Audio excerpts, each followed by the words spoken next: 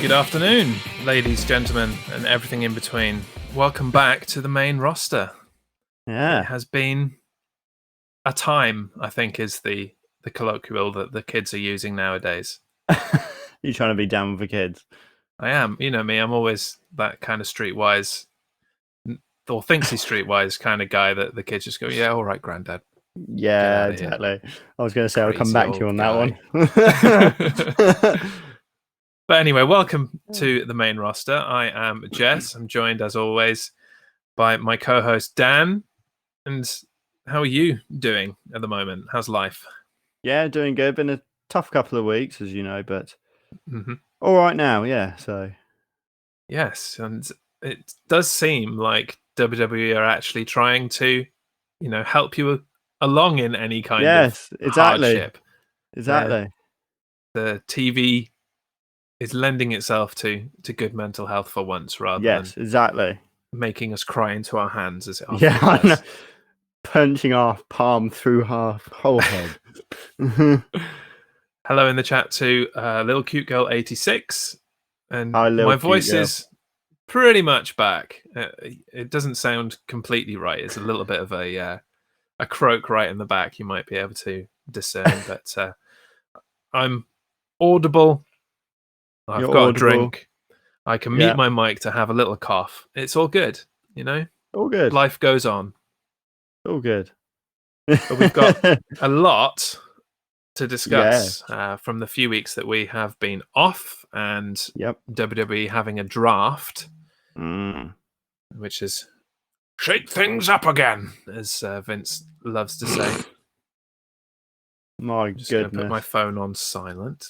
I was about to say, is that your phone vibrating? Yes, before that continues to buzz throughout the entire podcast.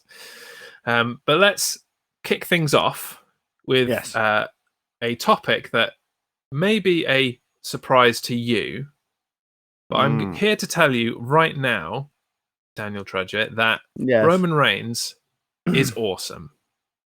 That is something I've never thought I'd hear you say. I know, right? What a huge turnaround that has happened here. Yeah. Now, when we were last on, he had just, I think we did the pay-per-view last, right? Where he won the belt. I can't remember which pay-per-view it was.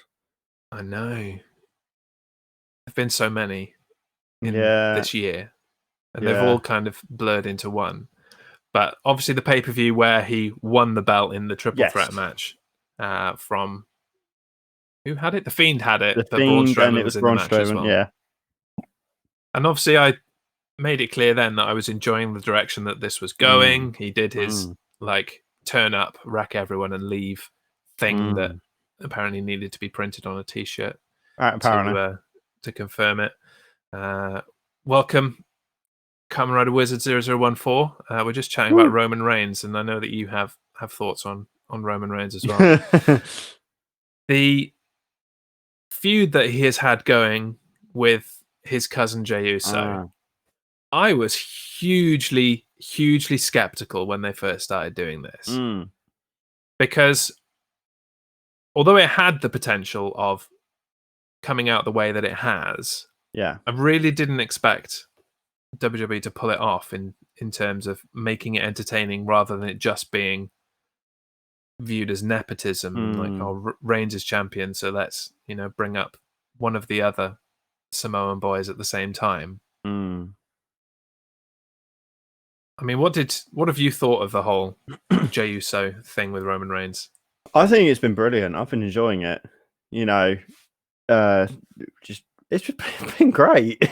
It's been great, having Reigns as a heel and him doing this sort of I deserve this, like I'm the head of the table sort of thing. I'm the tribal chief, It's brilliant.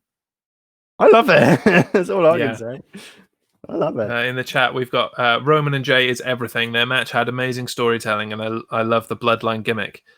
I was concerned initially that it was just going to be a pointless squash, and that nobody would really get anything out of it.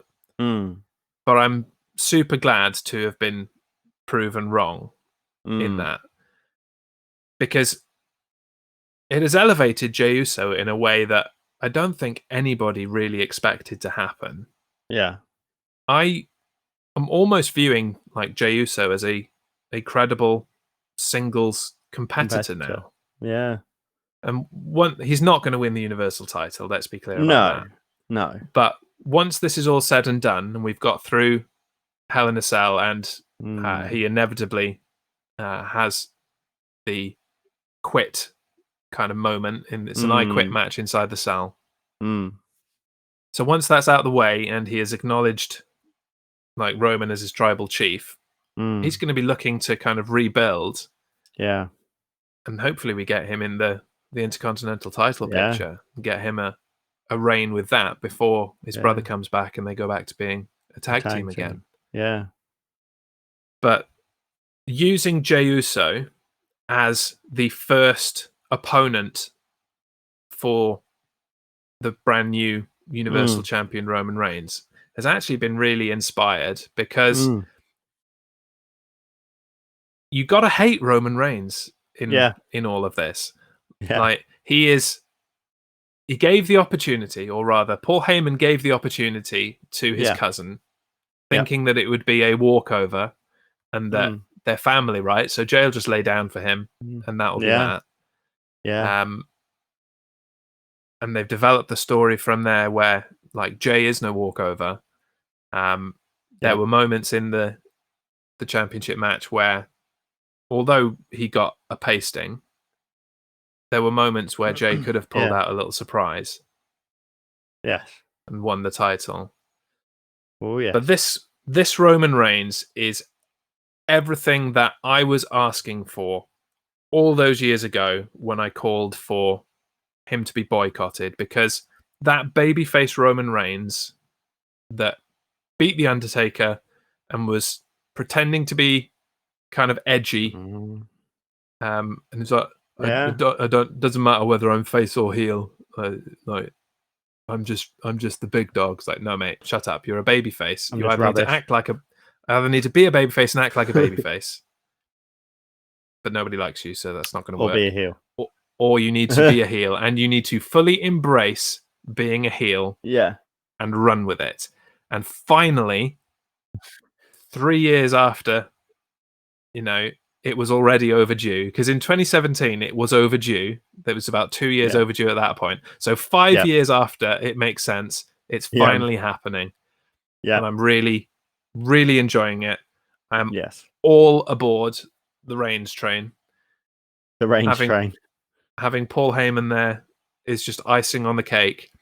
And I'm happily telling 3 years ago me that everything's going to be okay, man. Everything's going to get better. It's all right. It's all right. You don't need to get so angry. It's all right. Eventually, once you've suffered through a bit more, Roman Reigns is going to leave for a while, and then when he comes back, he's going to be everything you ever dreamed of. He's going to be really awesome. And the only thing I will say, I really hope they change his entrance music. Yes, or at least get rid of the massive Roman Empire. Yeah, text. Roman Empire. Yeah. Like, if he keeps the music, whatever, I'm indifferent. But they need to get rid of those babyface graphics. I think the only problem with the music for me is that music is the Shield music. Yes. That's the only problem with me. All it needs is the Sierra Hotel Indio Echo Lima Delta bit at the beginning, and it's the Shield music. The Shield. Dun, dun, dun, and them coming through the audience, and I think him keeping that now just doesn't work. No. And you know what? Maybe this is something that they can look at once he has finished this feud with his cousin and he has been acknowledged by that entire family as the tribal chief, as the head of the table and all of that stuff. And he can have some more, for lack of a better term, Samoan-y type music. Yes. That really reflects his heritage and who he currently is. And that's just a badass Samoan that beats the living crap out of his own family and will step on literally anyone to keep his championship belt. Yeah. Little cute Carry girl it asks, on. Undertaker is still around? Question mark, question mark, question mark, etc. Not really at the moment. Not anymore, no. He finally retired this March. He had his last Apparently. match in March, apparently. I think he actually is. Yeah, I reckon he's going to make an appearance at Survivor Series this year just because it's the 30th anniversary of when he debuted. You know, walk down to the ring, maybe choke slam somebody and walk off. Appearance is fine, but I don't think he's going to have He's not another going to match ever compete. He's again. not going to compete. You know, like Ric Flair has, retired 6 times and he still turns up and gets, punched in the face every now and again. Morning from America, says Nova Charter. Welcome, Nova Charter. From America. Fantastic. And happy birthday to Nova Charter. Ah, happy birthday. He is officially old years old. Old years old. Mm-hmm. Wow. Yeah. That is old. If I was still going to be awake as it turned midnight for us here, I was going to send him a message and say, it's your birthday in the UK. Have an extra 6 hours of celebration or whatever. But I finished doing the producing for 2 Minute Warning yesterday and promptly went to bed and fell asleep at about 10:30.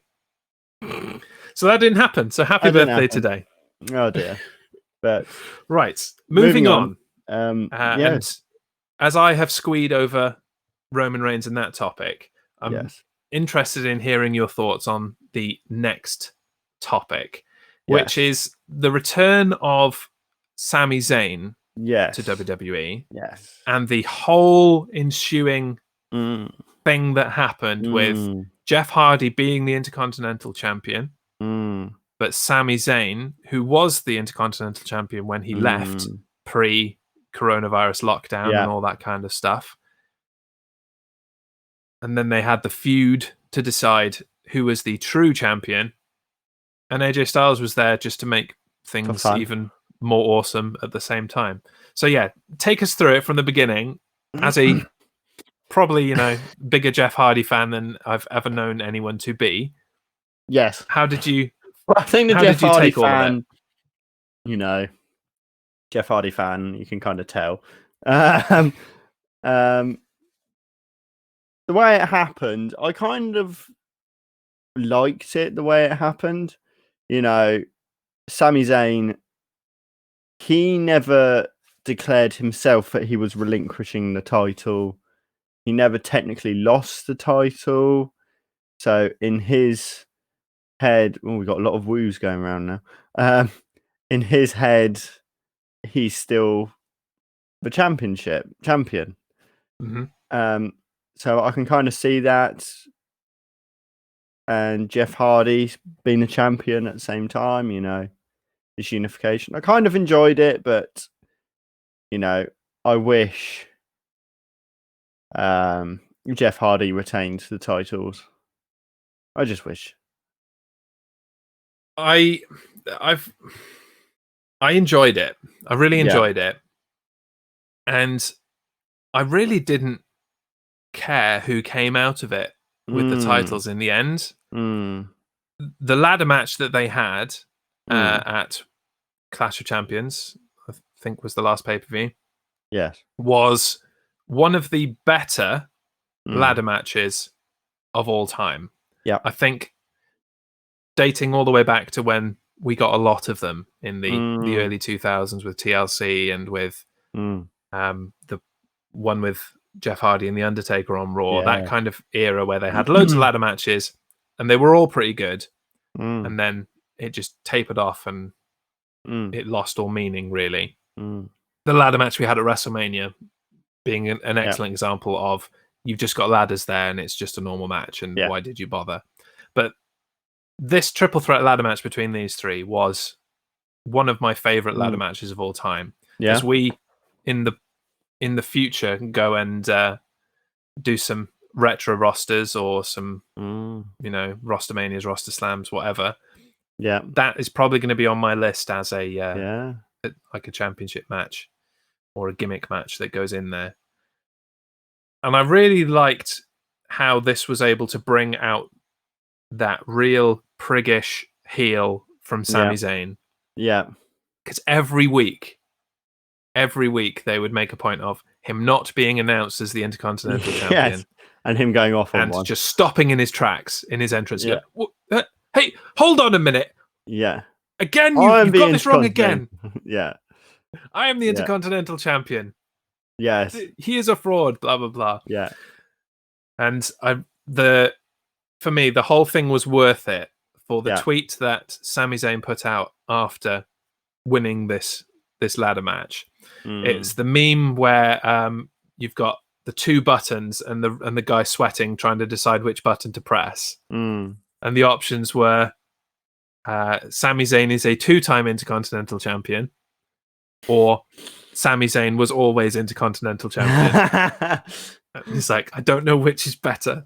That's a good one. That's a good one. I like that.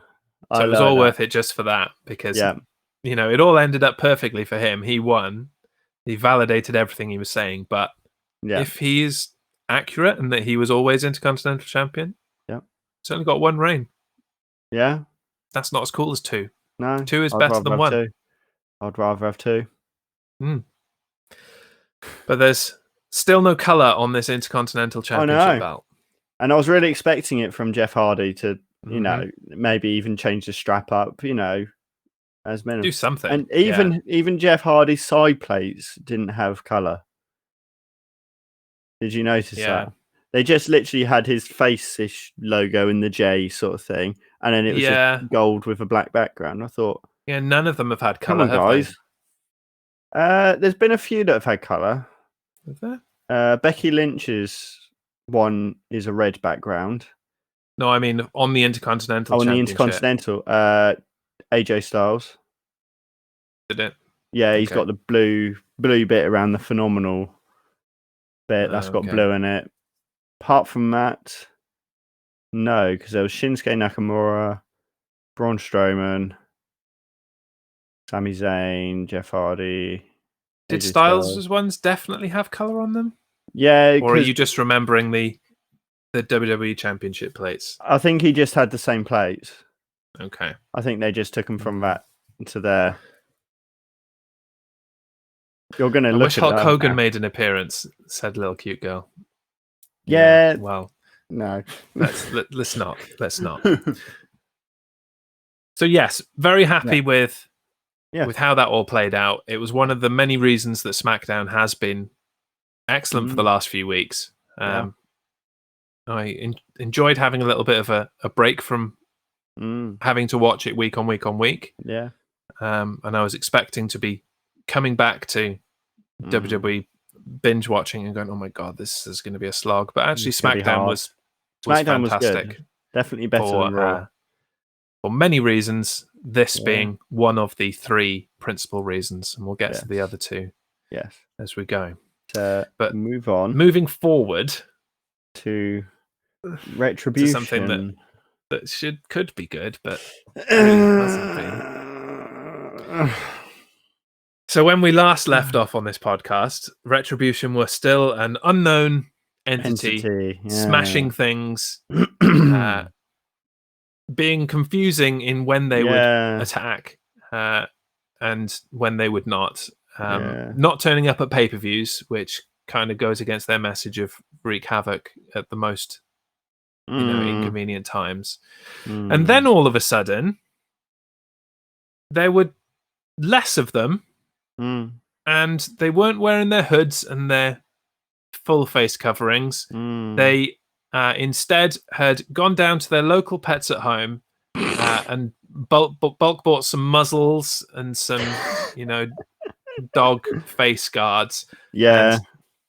And now it's revealed that it's actually some people from NXT that should have probably just come up as singles competitors in their own right.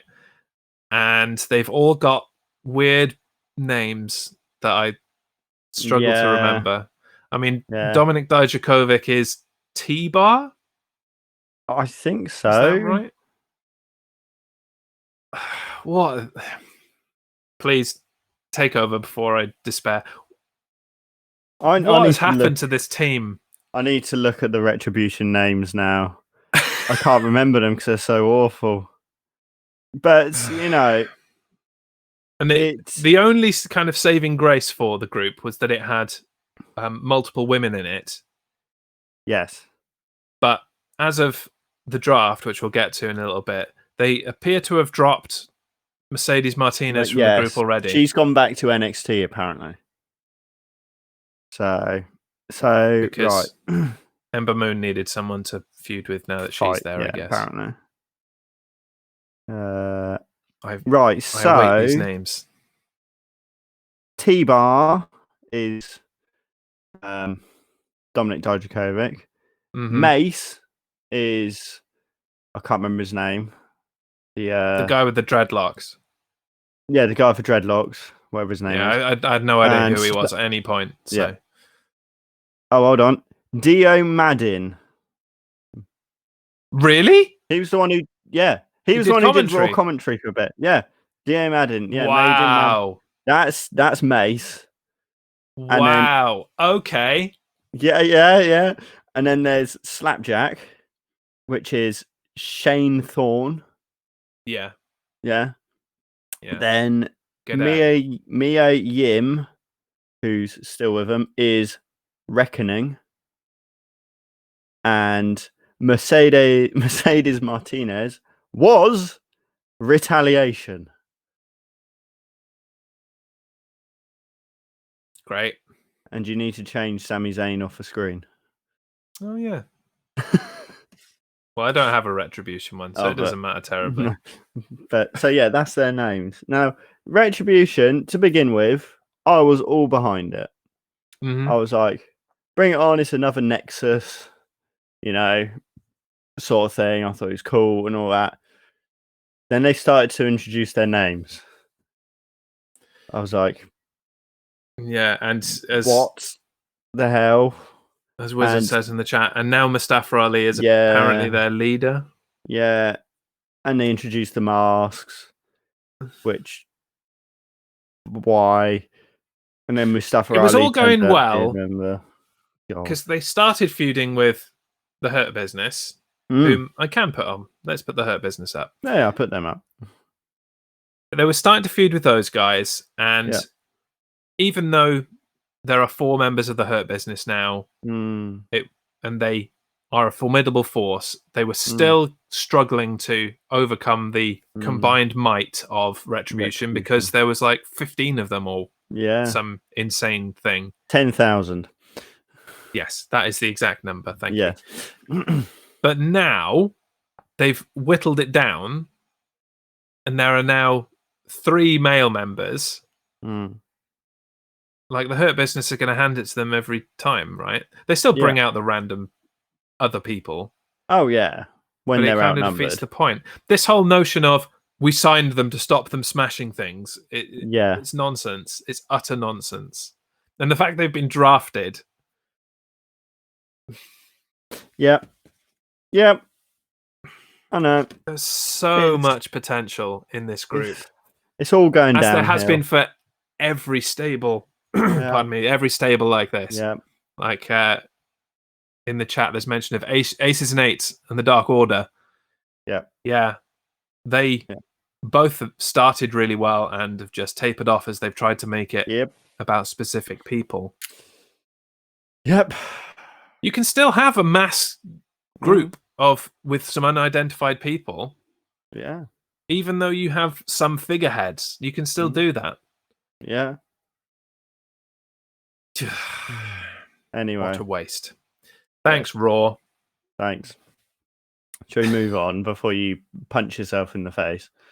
Yes, because actually, the last 2 things I want to talk about before we get onto the draft are the other 2 things that have made SmackDown incredible. Yes. And the first of which is the breakup of Sasha Banks and Bayley. The golden role models. Yeah. What do you think of these people fighting each other now rather than being allied? I think it's good. I think we've all known it's going to be coming for a long time. the way it went round, I think the last couple of weeks it's been a bit quick, like to come around a bit, like quickly, hastily thrown together. Like Yes. Sasha Banks, she's had a neck brace on for 2 weeks, something like that. 3.5 hours, something like that. And all of a sudden, she's cleared to compete in a championship match. I think the problem there was that Bayley was supposed to be facing Nikki Cross at Night of the Living Museum, Clash of Champions, whatever it's called. Yeah, that one. But then for some reason, she wasn't cleared to compete, and neither were Nia Jax and Shayna Baszler. Yeah. Which at the time I was like, well, they've tested positive for COVID then, haven't they? Yeah. And they'll be back in 2 weeks. Yes. And that'll be that. But then they were back the following night on Raw and on SmackDown, respectively. So it now seems that this was a conscious decision to set up that scenario where Bayley would face Asuka and Sasha Banks would come and interfere. Yeah. If that was a slapdash move to put something interesting out there because their original plan had been scuppered, fine. Yeah. But I'm less convinced now that it was, calling an audible, and it was more changing their minds at the last minute for no reason at all. Because it would have been much better if they'd have waited. Like, this draft would have been a perfect opportunity to do what they did at Night of Champions. Yeah. Sasha Banks isn't going to get drafted anyway because I broke her neck, lol. Yeah. Out comes Sasha to get the ball rolling on her revenge. And then when you build towards Hell in a Cell, it makes a bit more sense. She'd have then been out for 4 or so weeks, or in the neck brace for 4 weeks. Something like that. That would have been a more kind of realistic amount of time. Yeah. And so, you're right. They've rushed into it. Yeah. And as has been the phenomenon a lot this year, we're getting the first Sasha Banks and Bayley match at Hell in a Cell. It's probably going to be the first of 6. 10,000 again. Because so many of these feuds are just dragging and dragging and dragging. There's no resolution. We're just, that person won. Okay. Yeah. And then we'll carry on. Oh, that person won. Okay, we'll carry on. Yeah. The Seth Rollins and Mysterio thing. Why is that still going? I have no idea. Randy Orton and Drew McIntyre, which I was excited for. I'd been asking for that feud. A while. Why is that still going? Oh, I don't know. I did kind of notice as they announced for the 67th time that would be the WWE Championship match of the next pay-per-view, that I don't really suppose they had anyone else of a WWE Championship caliber to feud with Drew McIntyre. And as Wizard says in the chat, dragging feuds is something that I hope doesn't happen to Roman and Jay. Yeah, I mean, a second one is just about fine. Yeah, because Jay didn't acknowledge him. So a second one to really pummel him a bit more and make him acknowledge him as the tribal chief. Fair enough. Yeah. But in the same way, I hope we don't get too many of these Sasha Bayley matches, especially with the talent that they have drafted to SmackDown. Absolutely. From the women's division. Yeah. And I hope Hell in a Cell isn't the payoff as well. More than one match, finish it at Survivor Series. Everybody's Job happy. done. Carry on with someone else. If they have, within their own brand matches at Survivor Series, because it may be the Raw versus SmackDown versus NXT thing again. Versus AEW versus TNA versus New Japan. Versus the main roster. Yes. I'm going to throw you in there. Oh, fine. No, just Cheers. Cheers, just me. We'll do that. You know that typical like tag team thing where it's like we both walk to the ring, then all of a sudden I just toss you in and then go, right, thanks, see you later. Yeah, you're representing us. Bye. To be fair, just to be in the ring with those guys, I'd be happy. Yeah, even if it meant that you got your skull caved in, it would be worth it. Exactly. It would be fun. Anyway, moving on, and sticking with the women's division in some aspects, the other shining light of SmackDown has been the descent into fiendness of your favorite female superstar and mine, my future girlfriend, Alexa Bliss. Yes. I think this has been a masterful pardon me, my voice is going again, a masterful build to and it's not even over. It's building so nicely. It's on a steady incline. It's not like where they usually go, like that. It's like slowly building it nicely. You know what I mean? I do indeed, yeah. And like her new character develops a little bit every week. Yeah.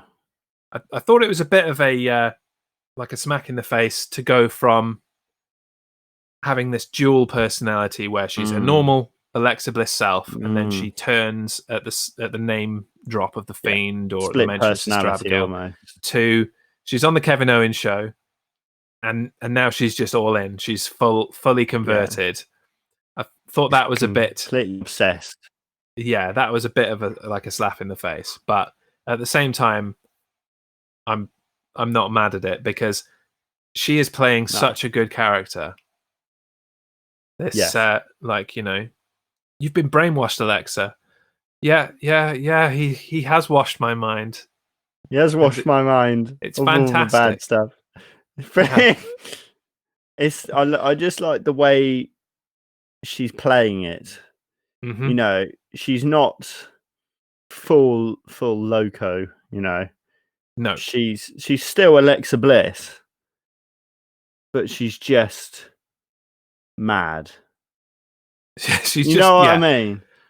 She is that kind of Harley Quinn character that she has been parodying all these years. In that, Harley Quinn was a well-respected. I can't remember the psychiatrist. I can't remember now. Yeah, she was a psychiatrist. And the influence of the Joker outside force has changed really just quickly changed her and sent her psycho.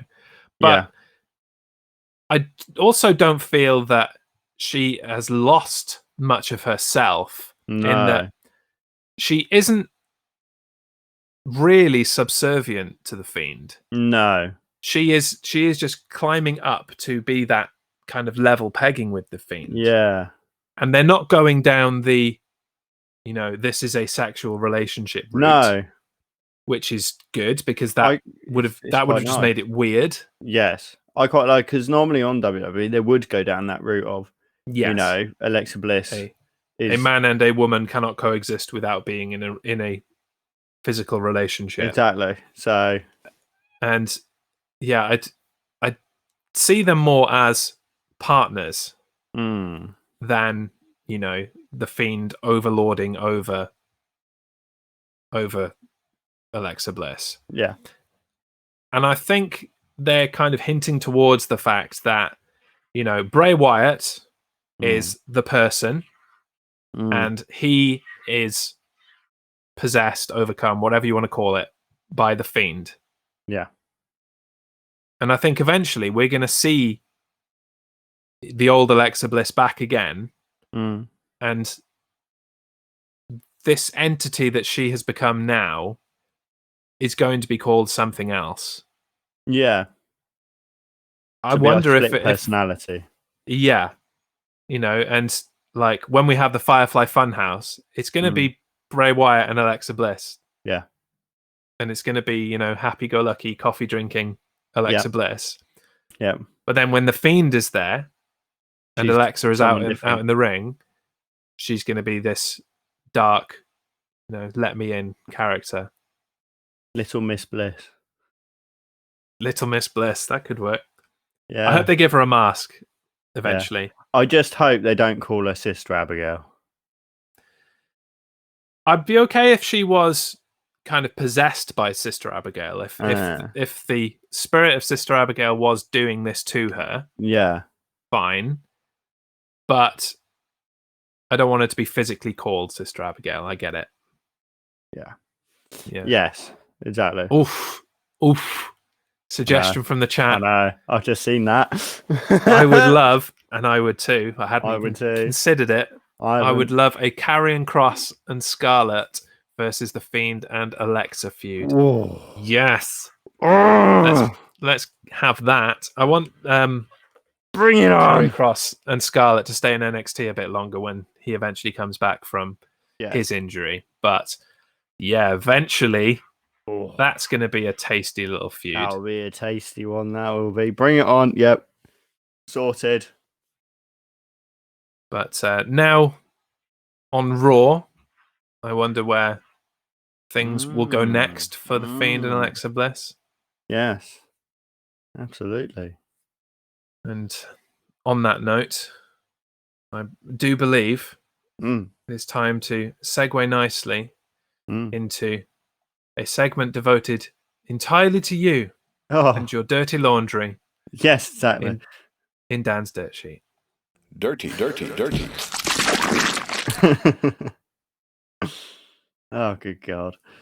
It gets better. What have we become? I don't know. But anyway, so we're going to start off. We've got two things for today's dirt sheet. The first one is to do with Alea Mysterio. I hope I'm saying her name right. Alea Mysterio. I don't think her father says her name right half the time, so I don't think anyone does. It's spelled so weirdly, like it doesn't sound like Alea or Elia, or it doesn't sound like anything. So anyway, carry on. But apparently, Vince McMahon has become very interested in Alea, whatever. No kidding. And is apparently offering her a WWE contract full time. Right.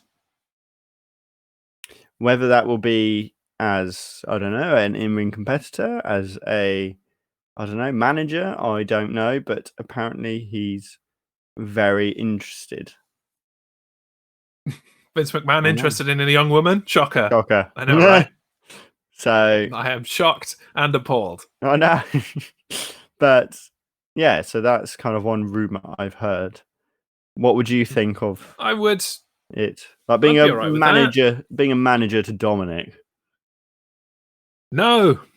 Manager to Murphy. Oh, Murphy's on. Oh no, they're all on SmackDown now. Yeah. They're all on SmackDown. Yeah. There you go. There you go. Yeah, let's do something with that. Yeah. Yeah. Poor Murphy. He used to be dating Alexa Bliss.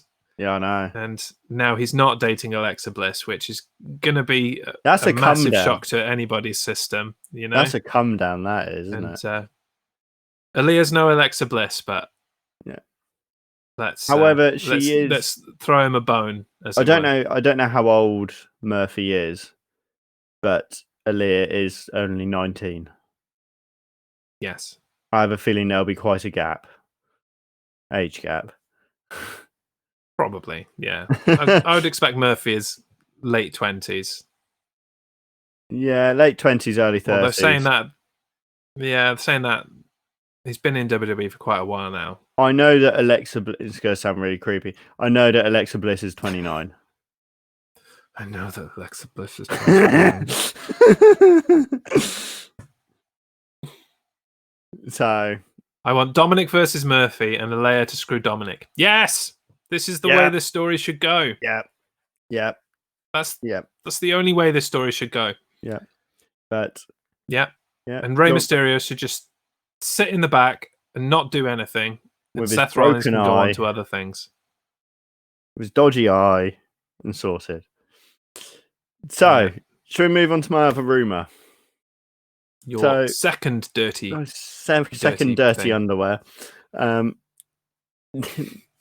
We second skid mark. That's taking it too far.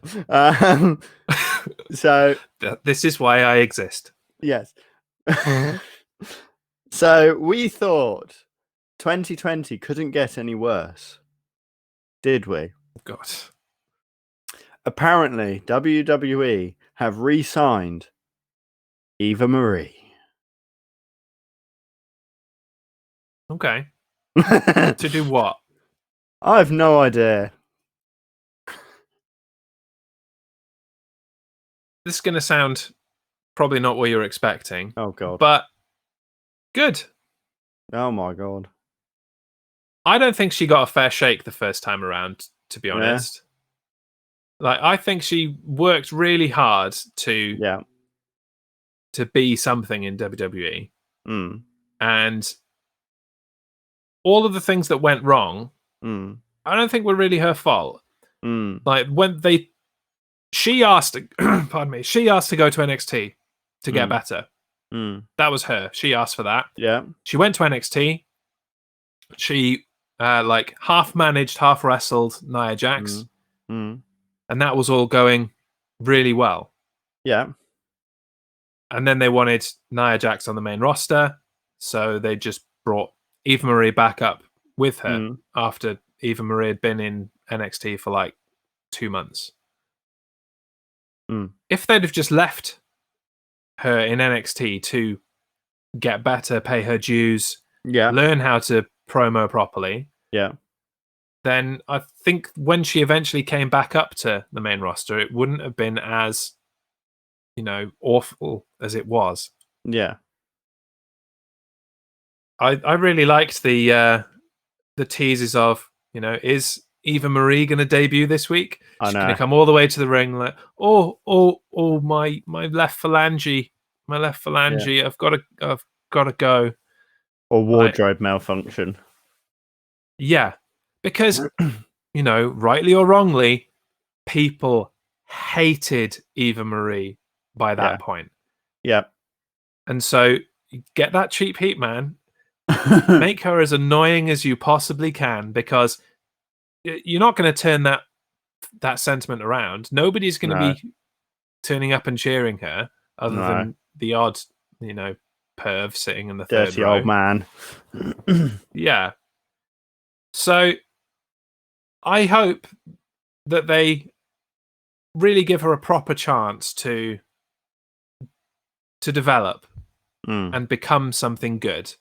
I don't think she's ever going to turn up and be a top babyface. I think that ship has long sailed. But if you can improve her in-ring work, improve her promo, and she still looks the way she does, you can have one of the most hated female wrestlers of all time. Yeah.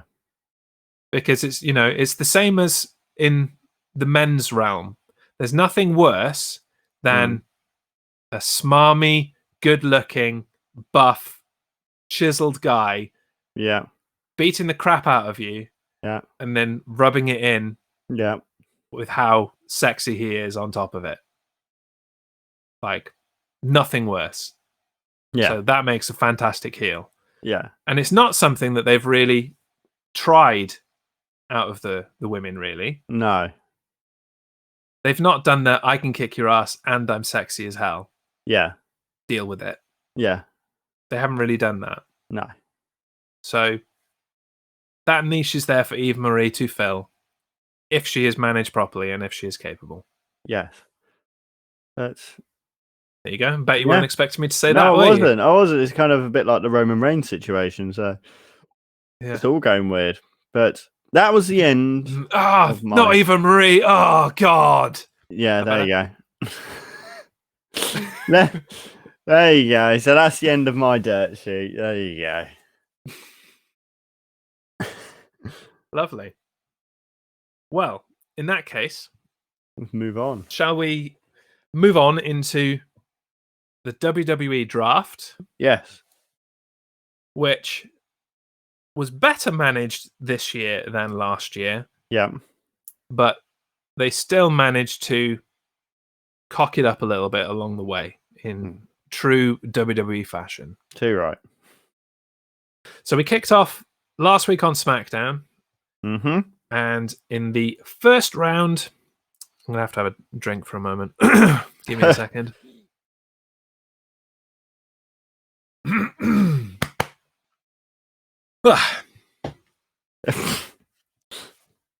And in the first round, we had Raw retaining Drew McIntyre, Asuka, and the Hurt Business. So nothing changing for Raw there. And SmackDown retaining Roman Reigns, and finally a change, gaining Seth Rollins, bringing Seth Rollins over from Raw.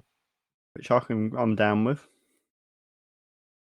As we went through the draft, I was like, why didn't they just say the champions are staying where they are? Apart from the tag team champions. Yeah. That's the only change, really, is that they swapped the tag team champions around. Yeah. Yeah, I know. They didn't really have to go through the whole rigmarole of going, and staying on Monday Night Raw, Asuka, the Raw Women's Champion. Yeah, I kind of guessed that. Kind of guessed that. And in the chat, we've got, right, how does the draft work? Because I thought the majority of people who got drafted were already on that brand. Yeah. So they change the way the draft works every year, but this year it was everyone's eligible and will pick from scratch. It just so happened that 60% of the people were picked by the brands they were already on. Yeah. And so if that was going to be the case, why didn't they just say, right, the champions are staying where they are. Yeah. And then we'll draft everyone else. Yeah. Because it would have been less, this is the exact same, but with a few people moving. Or why didn't they do it like they did the year that John Cena came over to Raw in that shock, as like a draft lottery? Oh, yeah. The rosters mostly stay the same. Yeah. But the Raw have a lottery pick from SmackDown, and they come over and they just swap a few people. Yeah. Because this is WWE. Once again, I feel like they went in. Yeah, I felt like they went into it as they always do with, right, how do we want the rosters to look? Yeah. And right, how can we worst accomplish that? Yeah. Let's do that. Yeah. Absolutely. I don't know if Pepsi is the best for your cold, my man. Well, liquid is liquid. I don't really drink anything else, so I don't. It's either Pepsi or rum. Nothing. Now we're talking. No, rum definitely is not good for my cold. But yeah. Anyway, I've always wondered what happens if the tag champs get drafted. Now I know. Swapsies. Yeah, there you go. Yeah. I was really... So round 2. I was actually hoping when they swapped the tag champions that they were both going to end up on one brand and they were just going to unify the belts. I was thinking that. Or that they were going to have on Raw a unification match. Yeah. And unify the belts and just have traveling tag team champions like they do with the women. Yeah. Yeah. But never mind. But alas, not. Instead, we broke up most of the tag teams. Yeah. And now neither champions really have any competition whatsoever. But we'll get to that. Round 2 on SmackDown. Raw gained AJ Styles and Naomi. And they retained the women's tag team champions Nia Jax and Shayna Baszler. SmackDown retained Sasha Banks and gained Bianca Belair. Great. I don't really understand Naomi moving to Raw. Yeah. I thought they were trying to keep the partners together in that sense. So yeah, the real life partners. Yeah, so the Usos are still on SmackDown. SmackDown. Well, Jay's on SmackDown. They didn't draft Jimmy because he's injured, but yeah. maybe that's another team they're going to split. And when Jimmy comes back, he'll go to Raw. Maybe. You never know. That would be good. Can you imagine that? They both go on their single path. One wins the United States, one wins the Intercontinental, and then at Survivor Series they have to fight each other. Yeah, but that's not what's going to happen. They'll go to separate brands. I know, but and then they'll each find a new tag team partner. Yeah, and win the tag team championships with a new partner, and they'll just be stuck in the tag team rut that they've always been in, but just with different people. I know, but I'm wishful thinking here. Yeah. I think it would be. I cool gave if up that's wishful what happened. thinking with WWE a long time ago. It would be cool if that happened, but we know it's not going to happen, basically. So that, yeah. Yes. Round 3. Raw retained Ricochet and Mandy Rose and gained John Morrison and The Miz. That's a thing. Johnny Drip Drip. SmackDown. Don't. SmackDown retained Jey Uso and they gained Dominic and Rey Mysterio. Great. Yeah. I don't really have anything to add to any of those. No. Most of that is the status quo, other than taking the entire Rollins Mysterio rivalry and dumping it on SmackDown. Joy. Yeah. Round 4 then.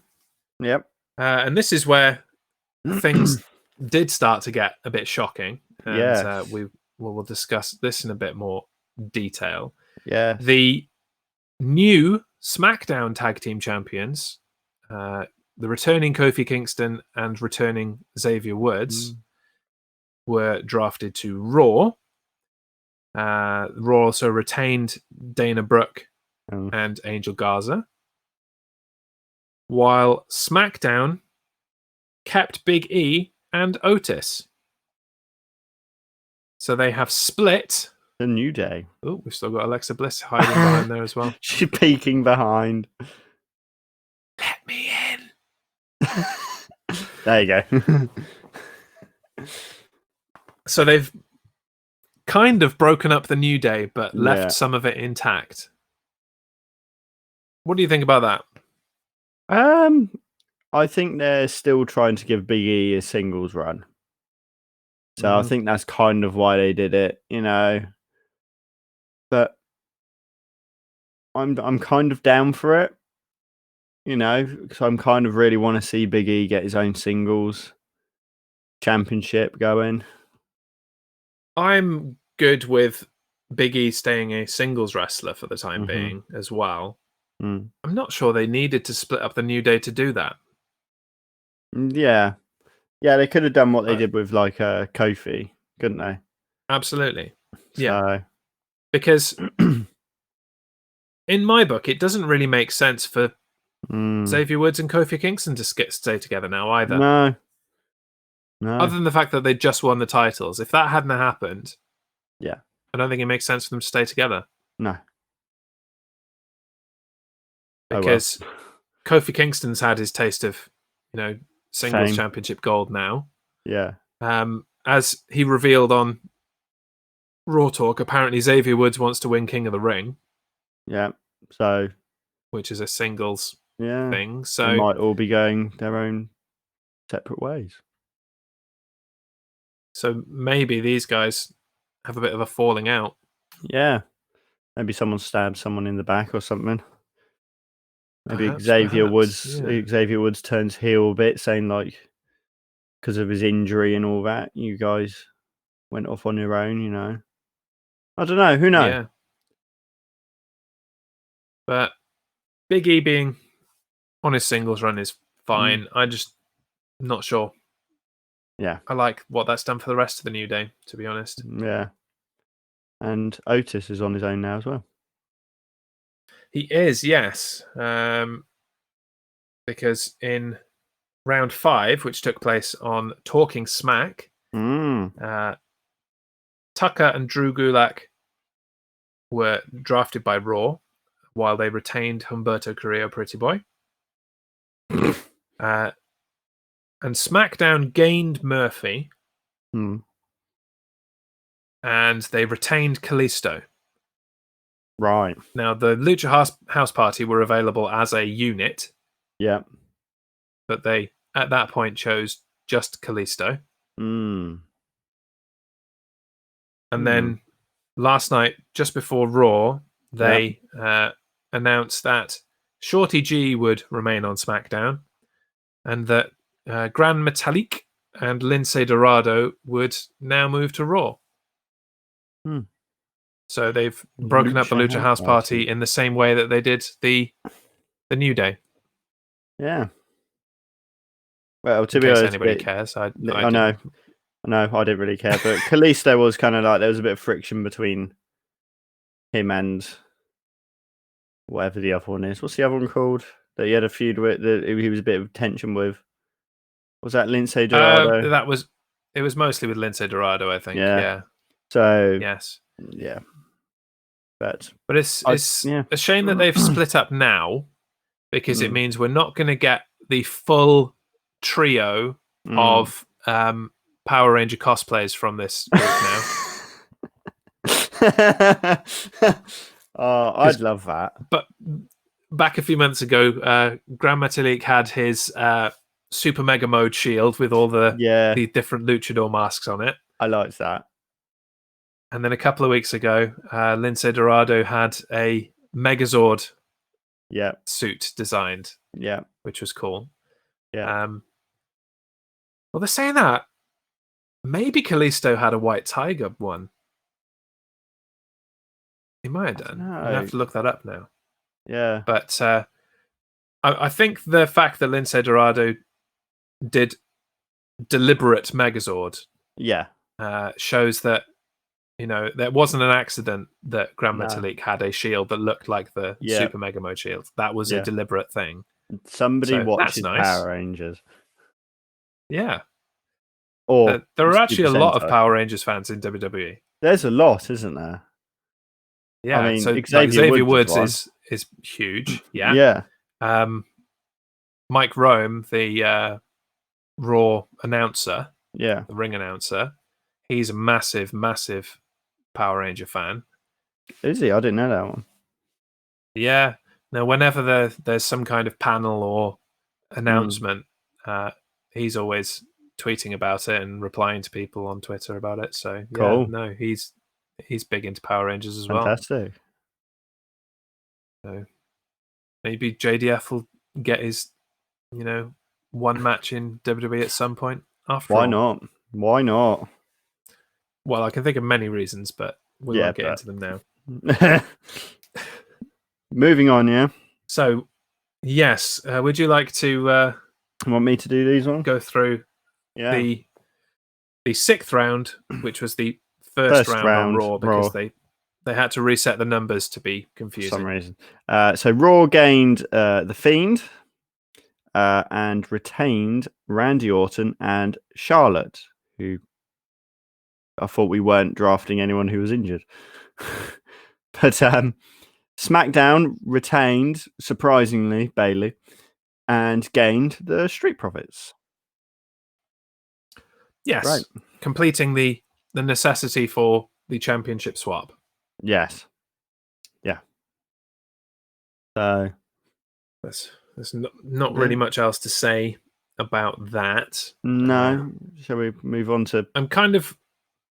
Well, before we do, I was worried about the idea of The Fiend and Alexa going to Raw, but the way I see it now, they're not going to be in the championship picture, and so they're just going to make another part of Raw better, hopefully.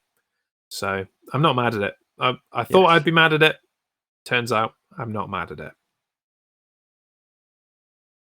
Good. You may now continue on to round 7. So round 7 or round 2 on Raw. Raw gains Braun Strowman, Matt Riddle, and Jeff Hardy. SmackDown is retaining Daniel Bryan and is gaining Kevin Owens. Yeah, Daniel Bryan, who we haven't seen for a while. No, because he's been COVID shielding, I believe, with his new baby. baba. New baba. And yeah, so Total Bellas is back next week or the week after. Is so it? we might find out a little bit more about that. Like, I don't know. To know what the hell's happened to Daniel Bryan is the only reason I watch Total Bellas, to be honest.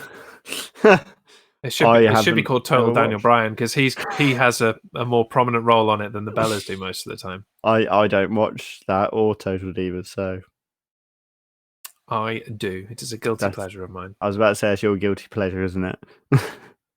But I might have to make you. We might have to do like a Total Bellas like segment on the main roster every week just to make you watch it. Oh God! Just so you have someone to talk to about it. Just so I've got someone to talk to about it. But moving on, ain't gonna stop me now. to round 8 or 3. Raw retain Retribution and Keith Lee and gains Alexa Bliss as Jeremy smacks himself in the face and dances for Alexa Bliss. SmackDown gains the Freak Lars Sullivan and retains King Corbin. Lars Sullivan, who has appeared again out of nowhere. And already done something stupid on social media, apparently, that means he'll probably disappear again for a while. I didn't see that bit, but I heard about it. Yeah, I haven't seen what he's done. No, I've just read stupid. In one of the many group chats I'm in, is like, oh, and Lars Sullivan has already, ruined everything again. Being an idiot. He looked very different. He did when he left. Like he's lost a bit of weight, and it's really changed the shape of his face. Yeah, and his beard. I think his beard is a bit different as well, so that kind of changed it a bit. And also, he's kind of like got a bit more hair on top. But yeah. Wizard asks, what did he do? I don't know what he's done this time. But last time he was stupid, outrageously racist and homophobic on social media. And it's then probably rightfully the same. Was taken off television for a long time. Yeah, too right. Yeah. So, but yeah, moving on. So yeah, kind of screw that guy. To be honest, I don't care about him. Moving on to round 9 or 4. Raw gains Elias, Lacey Evans, and Sheamus. And SmackDown retains Sami Zayn, Cesaro, and Shinsuke Nakamura. Yeah, Elias is back. Which they kind of spoiled for themselves because they put him in the draft pool for SmackDown. And then he wasn't drafted on SmackDown. So, Elias is coming back, is he? Okay. Yeah. Cheers, guys. Stupido. But in all of the teams that they've broken up, the one that would make sense to break up is still together. Nakamura and Cesaro. Yes. Yeah. Yeah. Joyous of joy. Anyway. Sheamus and Sami Zayn look like they should be in Emmerdale. Nice. I assume you're referring to the fact they both wear flat caps. I presume that's the song. I'd watch Emmerdale if it had a heel Sami Zayn in it. That would be amazing. I'd watch it if it had Sheamuson just going around brone kicking everyone. Fella! Bam! That'd be a good one to break down the door, wouldn't it? Just bro kicked it. But that would bring in the ratings. More people would watch Emmerdale for Sheamus and Sami Zayn than they ever did for that plane crash back in '95 or whatever. I don't know. That was the last time I watched Emmerdale, pretty much, apart from like Christmases at mum and dad's where my mum watches it. And I'm just like, oh, okay. We'll just see what's going on here. Oh, the exact same as was happening last time with different characters. Got you. I mean, I know what we're talking about here and watching here is basically a soap opera, but there are soap operas and there are soap operas. Wrestling. But we'll move on. Shall we continue with wrestling? I suppose so. Round 10 or 5. Raw gains Nikki Cross, retains R-Truth, and Dabba Kato, who I didn't actually think was actually signed to Raw. SmackDown gains Dolph Ziggler, Robert Roode, and Apollo Crews. So this was really the opening of the floodgates for the people that they just wanted to keep around for Raw Underground, isn't it? Yeah, basically. Yeah, in before I was about to say it. By the way, where's Raw Underground? Yeah, it hasn't been. Yeah, that's a good point, 2 weeks. isn't it? They probably got bored of it. Yeah, well, the guy that Raw Underground existed to build in Dabba Kato got his ass kicked by Braun Strowman, and that was the end of that. I thought. Yeah, I was like, he has come in and he has defeated the champion of the Underground. So that's the end of that. Come back next week if somebody can beat Braun Strowman, which they're probably not going to be able to. So no. Yeah. Like, to really cement the undergroundness of it, I feel like Shane McMahon should take on a more like Paul Heyman-y type role. And it's like, it's a real gritty underground fight club where the owner of the club has got their champion. And it's just who can, topple the throne and win the bounty on his head or whatever. And with a bit of cheating to make sure that never happens. And yeah. Because it was supposed to be the place where grudges are ended. But then they tried to do that with Kevin Owens and Aleister Black, and that was just awful. That failed. That was a total waste of everybody's time. Everyone's time and effort. Yeah. Let's not do that again. Yeah. And they've kept this team of Dolph Ziggler and Robert Roode as well. Great. Fantastic. Shall we move on? Yeah, because the next round was great. Yeah. Round 11/6. Raw retains Titus O'Neil, Peyton Royce, and Akira Tozawa. SmackDown retains Carmella, and gains Aleister Black. I did not know Titus O'Neil was still a thing. They keep him there to churn out for the charity type things and to Fair enough. Be a punchline during Royal Rumble matches. Yes. Okay. That's all he's there for. Now I know why. I feel better now. Aleister Black, I think, is going to thrive on SmackDown. Yeah. Once they've finished this Kevin Owens feud that's going on, at least. And maybe they have now because they had their match on Raw, didn't they? Or on SmackDown or somewhere. One of these recent shows. Yeah.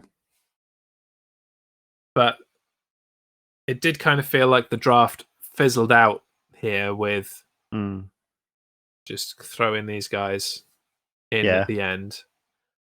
And then they tried to. Aleister Black is heel now, right? Yeah, he is. Yeah, and they've taken away his cool music and given him slightly cool but not as cool music. Yeah. So yeah. Hopefully he can do something new on SmackDown. Yeah, and stop wearing the stupid thing over his eye. Like, I'm fine with him wearing the one contact lens that makes him look like he's got a dead eye. That's kind of cool. Yeah, that works for his character. Yeah, but why are you still wearing the thing eye patch over it? Yeah, you just look like a weird pirate. A weird Rey Mysterio wannabe. Yeah, but But Daniel, that wasn't the end of the draft. No, it wasn't, was it? There were some people that they forgot about and stuff. Yeah.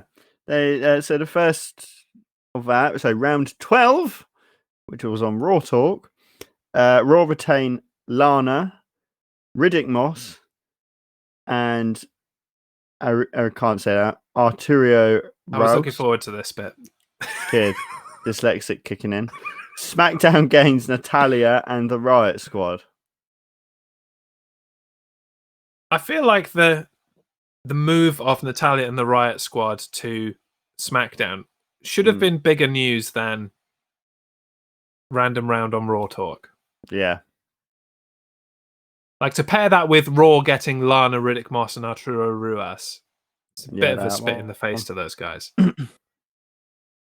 Yeah. One thing I will say about Lana, she's got a championship shot. So does that mean Asuka's now a jobber? Because she's now facing Lana. Only if Lana wins. Oh, imagine if Lana wins. Oh my God. You know, earlier when I said 2020 couldn't get any worse. We have found a way. It's going to. But where there's a will, there's a way, Daniel. Oh God. We can make it worse. Yes. So that's not where the draft ended, though, was it? No. They still forgot people. On WWE.com after Raw, Raw retained Eric, and that was it for Raw. SmackDown retains Tamina and gains Billie Kay and Zelina Vega. I like Zelina Vega going to SmackDown. Yeah. Because I hope they give her more of a singles run. I've really enjoyed her doing single stuff. I think that's long overdue. Like, her singles work in TNA was really good. So let's see more of that. But with the draft over, where's Andrade? He is somewhere. Angel Garza went to Raw. Am I remembering that right? It happened quite early on. Yes, Raw round 4 was Angel Garza staying on Raw. Yeah. And so now Zelina's gone to SmackDown after Angel Garza defeated Andrade. So what's happening to Andrade? They have forgotten. Yeah. We'll probably get something. They've forgotten about Andrade. There'll something probably pop up saying, "Oh yeah, we've forgotten about these people as well, so let's draft them quickly." Yeah, because there's a few people that they've forgotten about. Like, I'm not counting the injured people, but no, like Andrade is the glaring example of obvious one. Guys, what about me, guys? About someone. Oh dear. Oh dear. And I can only hope, because it would be my dream, that Andrade goes back to NXT. Because let's be honest, he hasn't really fit anywhere on either Raw or SmackDown over the last year or two. And I think he has an opportunity to thrive in NXT. He'll probably just end up on SmackDown with Zelina Vega. Yeah, probably. With her still managing him. Yes, great. Progress. Sorted. By going backwards. Yes, absolutely. So overall, what did you think of the draft? Are there any changes that you're particularly excited about seeing start to develop? The only thing I think I'm excited about is Alexa Bliss and The Fiend. Seeing where they go, who they rampage through on Raw, because they've already kind of rampaged through Andrade and Zelina Vega. They kind of went through them on Monday, so yeah. Yes, indeed. I think I am most interested, aside from what you've mentioned, obviously, I'm very keen on that. I'm very interested in seeing where the pardon me, where the Hurt Business go next, because they have now ended that thing with Ricochet, even though Ricochet is still on Raw with them. That's donezo by virtue of Ricochet lie, cheating, and stealing that victory on Raw.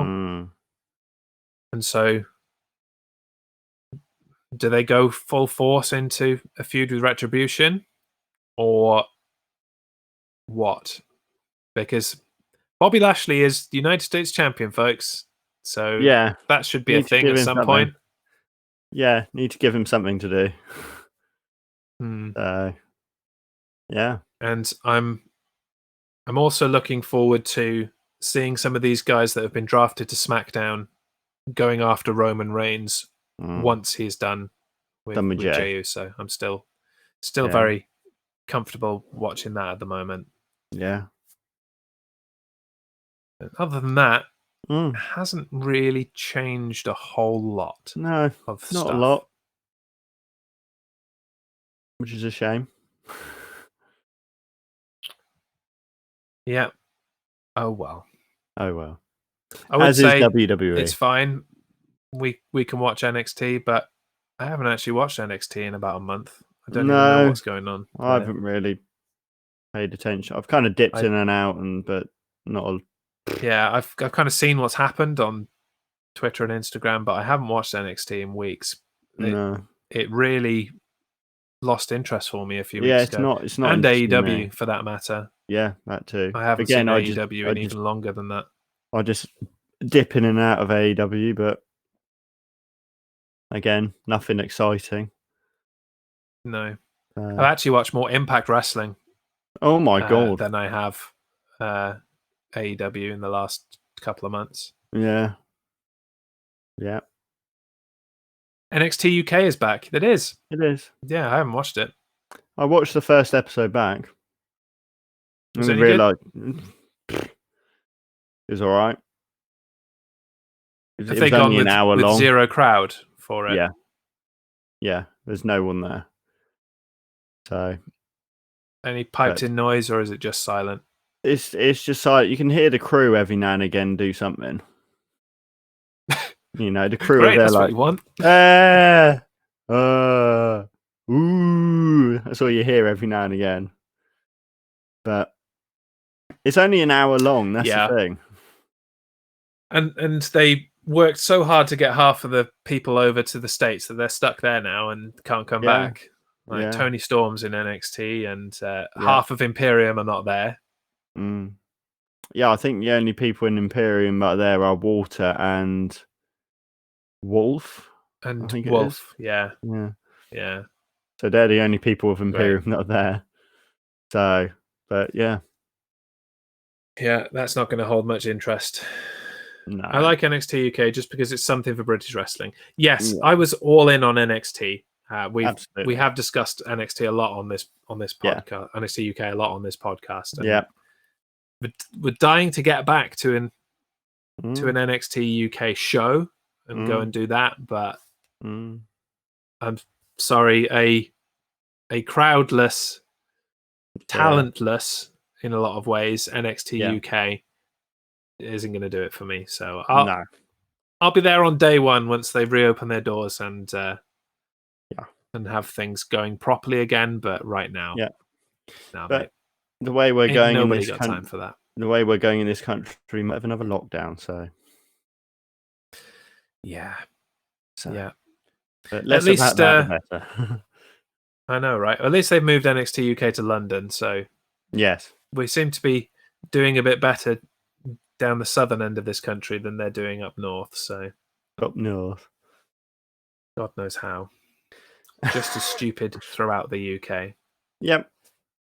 But enough of that. Anyway, what you can do in a lockdown is tune into any of the other shows on the Jez Show Network. And here's what's coming up for the rest of this first half of the week. Oh, the chat's on top. Let's move that out of the way.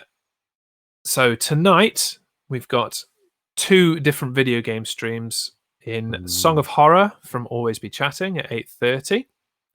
and the continuing costume quest that Captain Soro started last night at 10:30. And then tomorrow night is a milestone that you have played a very big part in, Daniel. It's the 100th podcast on the Jez Show Podcast Network. Woohoo! So this is number 99, and tomorrow is 100, because that's how numbers work. Yeah. And that is Don't Get Me Started, episode 22 at 9 p.m. on this channel, followed again by Captain Soro, who's doing Costume Quest at 10:30 every day this week. Every day. Lovely. And I'm going to have to put a schedule together for the rest of the week. Rest of the week. Keep you busy. But I don't think I'm going to be video gaming this week, because I think this, where are we now? Hour and 20 minutes that we've gone has pretty much been the limit of my voice for the time being. Well, you've got all the boxes behind you to sort out, so... I could, do some stuff for my day job, I guess, yeah. You could do some work. That would be useful. Also, speaking of wrestling, if you want something to watch on YouTube, House of Pain Wrestling, based in Nottingham. Catch me on camera too. Yeah. Ooh. I have caught some of your the clips that you've put up. Are they back to doing weekly shows now, Wizard, or are we just doing training-based stuff still? But because the weekly shows were very good before the lockdown. I was enjoying those. But it's time for me to bring up my buttons again and see if they work. Worked perfectly for the opening, so hopefully this will work nicely. And we'll be back next week. Yeah. In going back to kind of our original format of just talking about Raw and SmackDown. Yeah. And but it's good to be back on the horse. Good to be back, as it were. And long may it continue as we move forward into the world of WWE in the Thunderdome with some good decisions and some bad. Yes, absolutely. Until next week, then, I have been Jez. And I've been Dan. And you have been listening to the main roster on the Jez Show Podcast Network. Thanks for coming. Goodbye. Stay safe.